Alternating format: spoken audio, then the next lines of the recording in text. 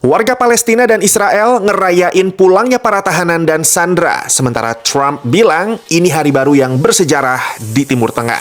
Hari Senin 13 Oktober 2025 jadi hari yang bersejarah di Palestina maupun Israel. Di hari itu, Hamas ngebebasin semua sisa sandera Israel yang masih hidup, yang jumlahnya 20 orang. Dan sebagai gantinya, Israel ngebebasin hampir 2.000 tahanan Palestina yang sebagian besarnya ditangkap setelah perang Israel-Hamas pecah lagi 2 tahun lalu. Sementara itu, Presiden Amerika Serikat Donald Trump bilang perang di Gaza udah berakhir. Di Israel, pas ngomong di hadapan parlemen negara itu, Trump nyatain hari itu sebagai hari baru yang bersejarah di Timur Tengah. Ada insiden kecil waktu Trump pidato di parlemen Israel. Dua anggota parlemen Israel nginterupsi Trump sebelum akhirnya dibawa keluar dari ruangan sidang. Yang satu nyuarain tuntutan buat mengakui negara Palestina, sementara satu anggota parlemen yang lain nuduh pemerintah Israel ngelakuin penjajahan dan praktik apartheid terhadap warga Palestina. Habis dari parlemen Israel, Trump lanjut terbang ke Mesir, di mana lebih dari 20 pemimpin dunia berkumpul buat ngehadirin konferensi tingkat tinggi alias KTT Perdamaian Gaza,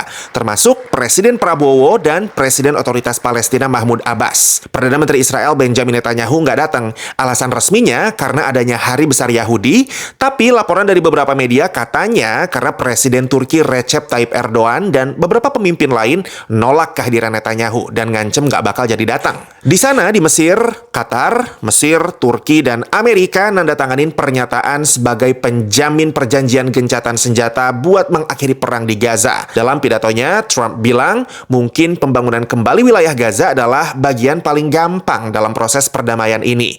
Banyak dari bagian yang paling susah udah dilewati, katanya. Sebenarnya, ini baru fase pertama dari upaya perdamaian di Gaza. Masih banyak tantangan dan isu yang harus diselesaikan. Yang paling dekat sebenarnya soal tuntutan pengembalian jasad 28 sandera Israel yang belum dipenuhi Hamas. Hamas sejauh ini baru ngembaliin 4 jasad. Sisanya menurut Hamas masih harus dicari karena banyak yang lokasi kuburannya nggak diketahui, soalnya orang-orang yang nguburin tewas dalam serangan Israel di Gaza. Selain itu, belum jelas juga kayak gimana masa depan pemerintahan di Gaza. Hamas belum ngeiyain tuntutan buat melucuti senjata.